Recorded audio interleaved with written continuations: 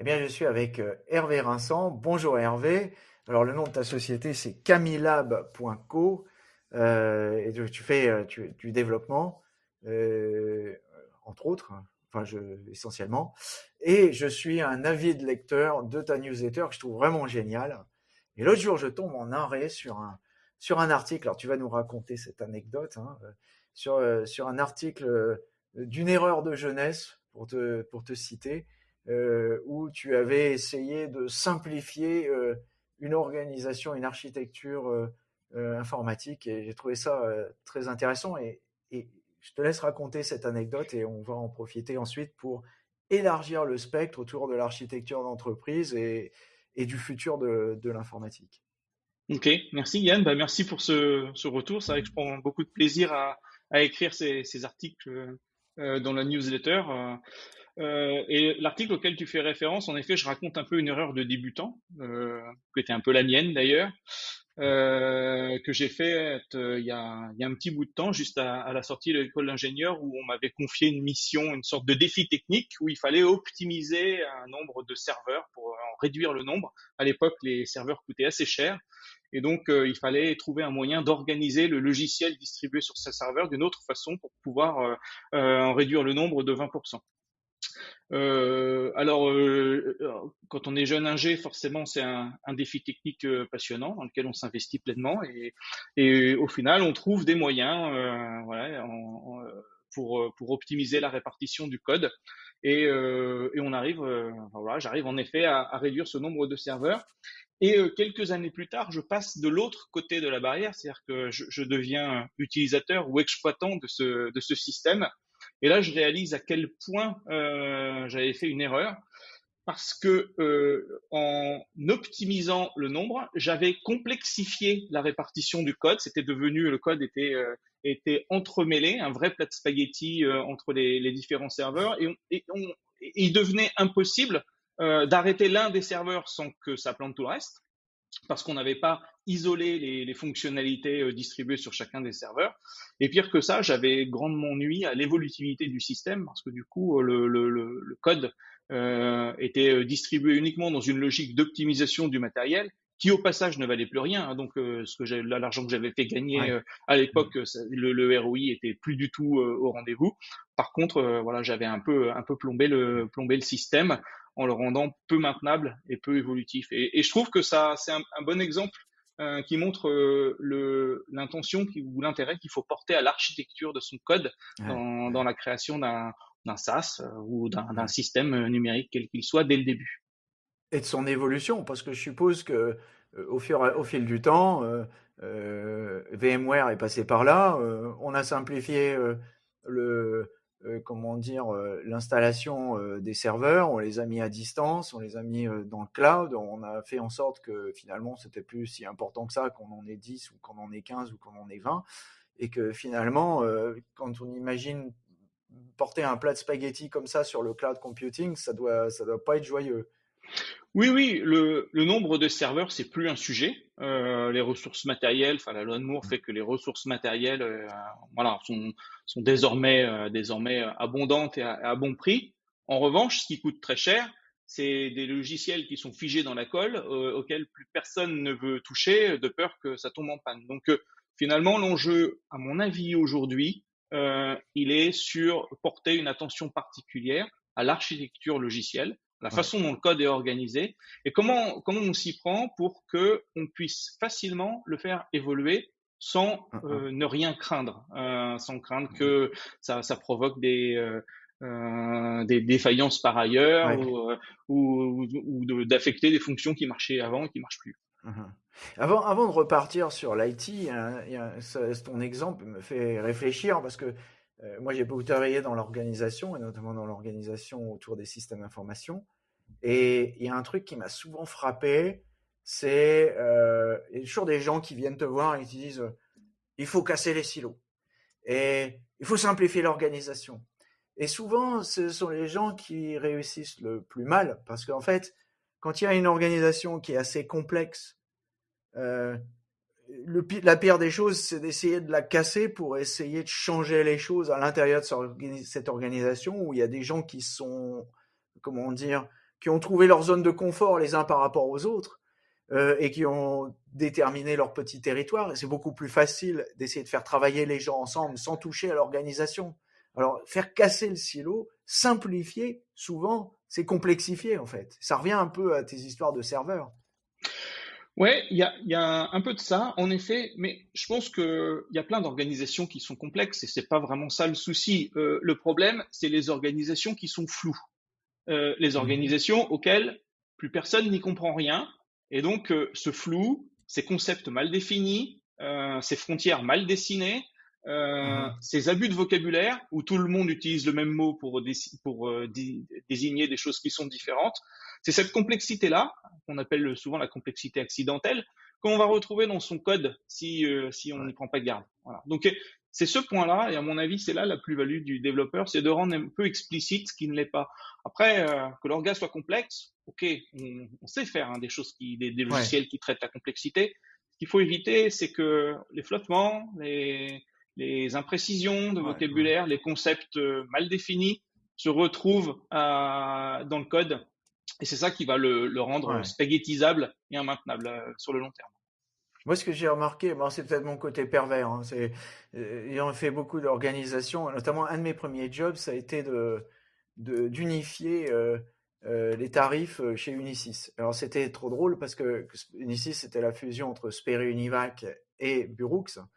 Et donc, Sperry Univac, il y avait un chef de projet sur les PC qui donnait des prix sur les B20, qui étaient Burux, et du côté de Burux, il y avait un mec qui donnait les prix sur les PC de Sperry, et alors qu'il était responsable des B20. Et alors là, c'est typique de ce que tu expliques, la complexité accidentelle, c'était même plus du vocabulaire, c'était même carrément les prix qui étaient différents sur les mêmes produits. Voilà. Mais j'ai toujours trouvé ça finalement presque trop facile pour un organisateur parce que quand tu arrives dans un spaghetti comme ça où plus personne ne comprend, en mettant les gens ensemble, en les faisant discuter, en les faisant prendre conscience que bon, en fait, c'est là qu'on arrive véritablement à faire coller les choses ensemble et à résoudre les problèmes. D'ailleurs, on y est arrivé très simplement et sans forcer la main à personne, simplement en allant collaborer et en travaillant au travers de l'organisation sans rien casser, sans toucher à rien. Et ça s'est très très bien passé en un rien de temps. Hein. Bon, enfin bon, c'est mon côté pervers. Moi, j'aime bien quand c'est le foutoir parce que quand c'est le foutoir, ça veut dire que il y a la possibilité de remettre de l'ordre derrière. Mais je vais revenir sur l'évolution de l'IT parce que finalement, c'est ça le fond du sujet. Euh, Bon, tu soulignes à juste titre l'importance de l'architecture d'entreprise. C'est quelque chose qui est fondamental. Hein, essayer de faire en sorte qu'on n'arrive pas au plat de spaghetti. Mais en fin de compte, il y a un sujet de fond derrière tout ça, c'est le développement lui-même. Moi, ce dont je me souviens dans les années 90, puisque c'était mon métier hein, de développer des applicatifs, il y a des choses qui sont arrivées qu'on appelait les ERP d'abord, hein, les progiciels, enfin ça a eu plein de noms. Puis après, c'est devenu de l'ASP, du SaaS. Bon, en gros, il y a un logiciel pour faire chaque chose. Il y a plus besoin de développer aujourd'hui. Pourquoi on est encore dans des situations où on est obligé de développer les choses?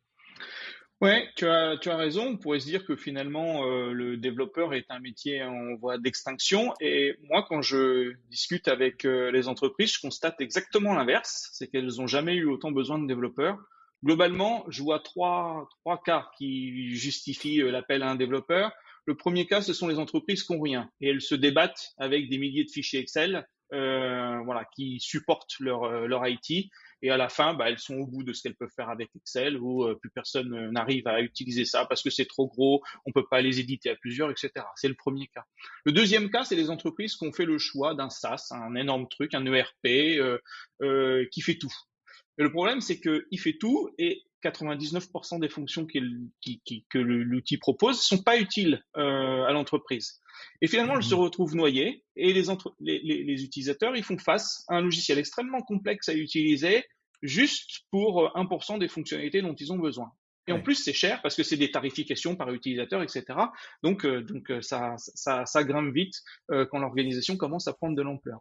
Et puis le troisième cas, c'est des entreprises qui ont fait le choix d'utiliser des SaaS plus simples, spécialisés sur des domaines. Et là, je vois des entreprises qui utilisent 5, 10, 15, 20 SaaS 20 outils différents qui ne communiquent pas entre eux. Donc les outils sont simples à utiliser, sauf que les utilisateurs, ils passent leur temps à faire des copier-coller de données d'un outil vers un autre parce que les SaaS communiquent pas entre eux. Donc au final, sur la base de ce bilan, il y a quand même pas mal d'entreprises qui commencent à faire le calcul de combien coûterait un développement sur mesure pour répondre Ah oui. expressément à leurs besoins et faire gagner du temps à leurs utilisateurs sans les noyer sous des fonctionnalités, sans connaître les limites d'Excel et sans demander aux utilisateurs de passer leur temps à faire des copier-coller. Le ROI, aujourd'hui, il s'interroge par rapport à ça, notamment grâce à l'open source et au fait que les techniques de dev logiciel aujourd'hui, elles ont beaucoup évolué et qu'on repart jamais de zéro quand on code un outil. Mhm. Donc, finalement, paradoxalement, plus les progiciels, pour reprendre un langage un peu ancien, sont devenus performants, disponibles dans le cloud, euh, achetables même avec sa carte de crédit, qu'on soit petit ou qu'on soit gros, finalement, non pas, plus on a réussi à rendre ces progiciels disponibles et universels, et finalement, moins on a réussi à tuer le spécifique. C'est assez étonnant. Ouais, parce que les grands acteurs ou les gens qui font des SaaS, ils ont un objectif en tête, c'est d'ajouter des fonctionnalités pour élargir leur part de marché et conquérir de nouveaux Ouais. utilisateurs. Leur métrique, c'est le nombre d'utilisateurs et le churn, enfin le nombre d'utilisateurs Hmm. pérennes. Donc, leur objectif, c'est d'élargir petit à petit cette palette des fonctionnalités Ouais. pour plaire au plus grand nombre et avoir un grand nombre d'utilisateurs. Sauf Ouais. que tous ceux qui ont déjà essayé d'utiliser Salesforce ou de le configurer, etc., voit bien dans quelle complexité un peu accidentelle on est tombé, Bien sûr. où maintenant il faut payer des consultants à 1 000 € la journée pour arriver à configurer son instance Salesforce, pour arriver à faire son job avec un outil dont on Oui. n'utilise pas 99% des fonctionnalités et dont la tarification par utilisateur est loin d'être donnée. Donc quand on additionne le consulting nécessaire à configurer son instance et le coût d'utilisation mensuel par utilisateur, eh ben, ça se regarde par rapport à un développement Ouais. spécifique qu'on maîtrise et sur lequel on va pouvoir faire un logiciel qui embarque vraiment sa spécificité métier, son cœur de métier. Ah, on finit par avoir finalement le pire des deux mondes, quoi. C'est-à-dire la complexité et le coût du développement spécifique sur un logiciel qui finalement n'est pas fait pour toi et qui en plus a une grande partie de ses fonctionnalités qui ne te concernent pas. Et donc du coup, on finit par payer quelque chose de très cher pour pas grand-chose. La fameuse finalement règle de Cathy Sierra avec la courbe des fonctionnalités, elle appelle ça la featureitis curve, la courbe de la maladie des fonctionnalités. Hein, c'est la courbe où l'utilisateur monte en charge vers le nirvana de l'utilisation jusqu'au moment où on a rajouté trop de fonctions et ça finit par descendre et il finit par trouver ça horrible. Mais alors, ok, je comprends. Pour Salesforce, je dois avouer, étant à la tête d'une TPE, j'ai essayé de l'installer et je me suis vite dit, oula, attention, là, on est en train de faire de la maîtrise d'ouvrage et moi, j'ai pas le temps. Il faut que je m'occupe de mes clients. Et justement, ce que j'ai fait, c'est ce que pourraient peut-être faire aussi certaines entreprises, c'est me tourner vers des SaaS plus simples. Bon, en l'occurrence, en Salesforce Automation, je me suis penché sur Salesy, qui à l'époque était très naissant et maintenant qui est devenu un des leaders en France. Donc quelque part, j'avais bien choisi. Donc pourquoi ne pas aller sur quelque chose de plus simple, qui est plus modeste, quitte à dire bon ben voilà, il fait peut-être pas exactement tout ce que je veux, mais je vais m'adapter, je vais adapter mes processus, comme on le faisait dans les années 90 avec le business process reengineering. On dit je vais m'adapter au logiciel et non pas le logiciel va s'adapter à moi. Oui, oui, c'est sûr qu'aujourd'hui, ça fait émerger des concurrents qui sont sur des offres, des fonctionnalités moins larges, qui sont un peu plus sur des niches et qui privilégient la simplicité. Mais dans ce cas-là, on tombe dans le risque de devoir utiliser plusieurs SaaS pour faire ce qu'on veut, parce que finalement, on en a utilisé un, mais l'outil de mail communique pas directement, ou l'outil de facturation communique pas directement. Et donc, on a plusieurs outils simples qui communiquent mal entre eux et qui, au final, nécessitent de faire pas mal de recopies de données ou d'import-export de données. Et dès qu'on commence à atteindre un peu une masse critique, soit de SaaS qui répondent pas parce qu'il y a certains de mes clients, ils sont sur des marchés de niche et il n'y a pas la place pour un acteur de SaaS qui mise sur le nombre d'utilisateurs. Voilà, ça fait émerger ce type de besoin pour des entreprises qui ont des besoins assez spécifiques qui peuvent pas être couverts par des SaaS, même simples. Ok, donc c'est pas la solution. Mais alors, donc il y avait une autre solution, enfin c'est ce qu'on m'a dit, hein, c'est ce que j'ai lu, c'est low code, no code. Ah bon, alors c'est facile. Alors donc là, on va même plus besoin de développer. D'ailleurs, quand j'ai vu ça, je me suis dit, tiens, ça y est, c'est le retour des langages de quatrième génération. Ouais, et ben je trouve que le parallèle il est très bon parce que dans les outils no code, en fait on code. C'est juste qu'on code avec un niveau d'abstraction différent. C'est-à-dire qu'on code pas dans un langage, on va coder en déplaçant des trucs sur un écran, en mettant des widgets, en les reliant, etc. Mais ceux qui ont déjà utilisé des outils no-code comme Bubble, moi j'ai fait un prototype avec Bubble, au final, c'est assez long. Et puis, il faut bien connaître l'outil. Et au final, il y a 1001 subtilités, il y a 27 000 possibilités de configuration quand on déplace des widgets, etc., qui font que, eh ben, moi, je trouve que l'expérience, elle est quand même très, très proche de l'expérience de codage qu'on peut avoir. Sauf que, à la différence du vrai code, où il y a un code source dont on est propriétaire, eh ben, le code que vous avez fait avec un outil no-code, il est propriétaire de la plateforme no-code. Et le jour où vous voulez changer d'outil no-code, eh ben, c'est pas possible parce que tout le code que vous avez exprimé, toute la logique métier que vous avez décrite, elle est scotchée à l'environnement de l'outil no-code propriétaire. Voilà. Donc, on a Ouais. perdu une marge de liberté et parfois, on gagne pas tant de temps que ça. Parfois, on en gagne pour pas réinventer des choses, sur des choses simples. Moi, j'utilise des outils no-code et j'en conseille à mes clients lorsque ça peut convenir, des Airtable, des choses comme ça, pour des besoins qui sont simples. Mais au final, on code avec un niveau d'abstraction différencié. Faut avoir ça en tête, je pense. Ça me rappelle les bons souvenirs, moi qui ai passé des années à travailler sur un logiciel langage de quatrième génération qui s'appelait Mapper, et quand j'étais devenu un peu un des experts, c'était effectivement beaucoup de code, mais plus facile et plus accessible pour un non-technicien, parce que finalement, c'était très très proche du métier. Enfin, on pouvait arriver assez rapidement à coder quelque chose qui tienne la route, à condition d'être un peu organisé. Bon, alors donc, si je comprends bien, en conclusion de cette discussion, il reste encore beaucoup de travail pour les développeurs, les ESN, comme on les appelle aujourd'hui, et les architectes d'entreprise.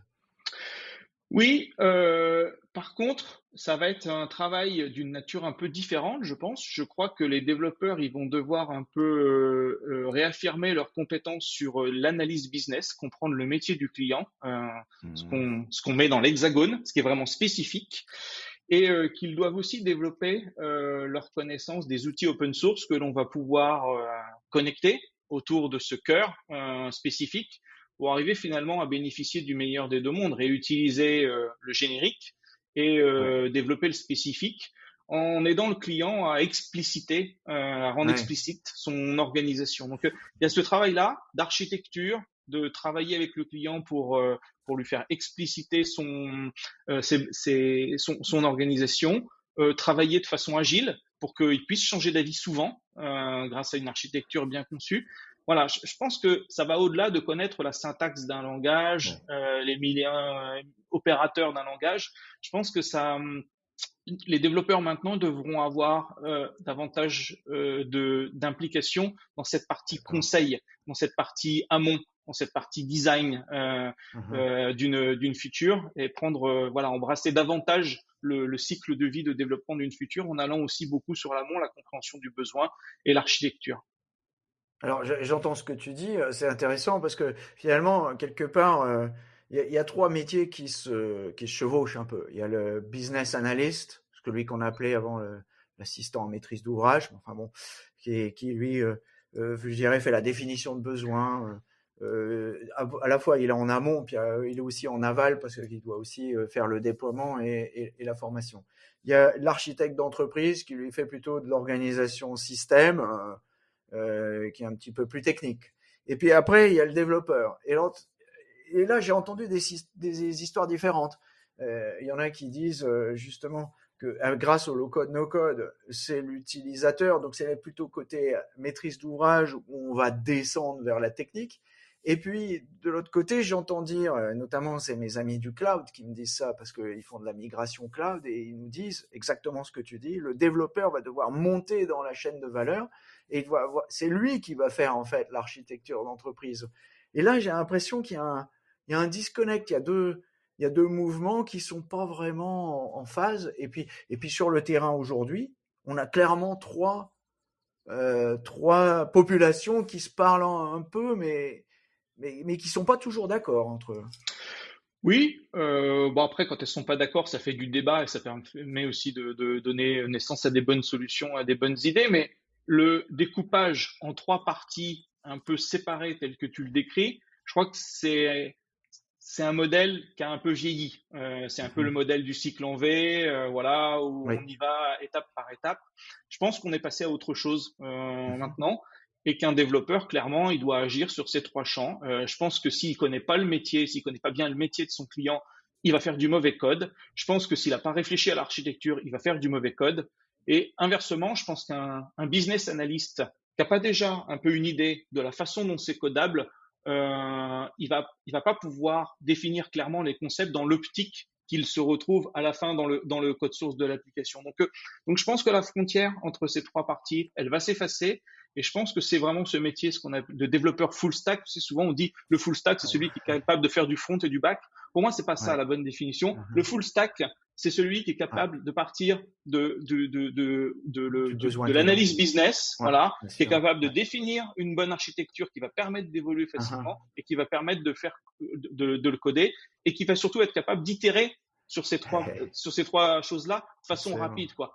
Que ça prenne 10 jours. Voilà, une fonctionnalité, c'est 10 jours. On prend ça, on Ouais. Ouais. livre et on a du feedback rapide. Je pense que c'est ça l'avenir du métier de développeur. J'ai l'impression d'avoir pris 40 ans d'avance parce que c'est exactement ce que je faisais chez Unisys quand j'étais. Moi, je suis venu plutôt du monde des utilisateurs puisque je connaissais très bien le métier puisque j'étais vendeur et j'ai fait des systèmes d'information pour les vendeurs. Et moi, c'est l'inverse. Je suis allé à la technique. Alors, je n'y connaissais strictement rien et je me suis formé avec. D'abord, j'ai commencé à concevoir des applications avec un développeur et puis il m'a dit, mais tu devrais regarder le bouquin. Tiens, voilà le bouquin, c'est intéressant. Puis de toute façon, j'ai pas le temps de m'occuper de toi. Alors, vas-y. Puis j'ai commencé à développer le back-end pour pouvoir maintenir mes prix. Et puis après, j'ai développé d'autres front-end pour d'autres applications. Et puis je me suis débrouillé tout seul. Et j'ai l'impression que j'étais déjà un peu, alors soit un full stack développeur, soit un full stack marketeur. Je sais pas, un peu les deux en fait. C'est un peu la même chose.